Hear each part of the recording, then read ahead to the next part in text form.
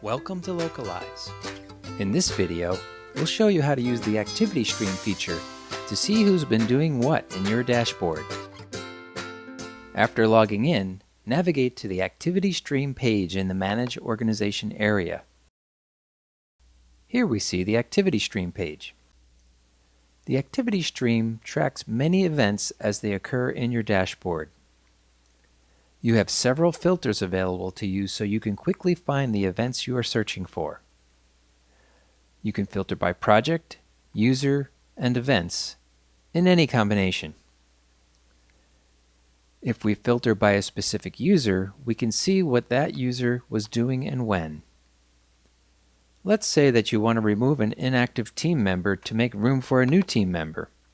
You can filter by each user and see the last time that they were active.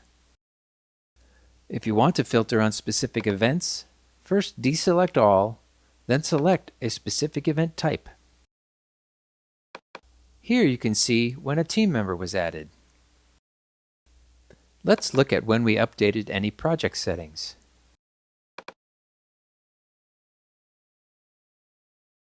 Or let's see when we added a language to a project.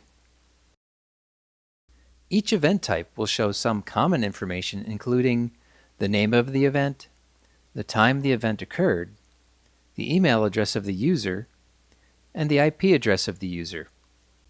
Most events also include other data that is relevant to that event type. For project-related events, you'll see the project name. For organization-related events, you'll see the organization ID. Using the activity stream, you can really drill down into the activities that happened in your team's localized dashboard.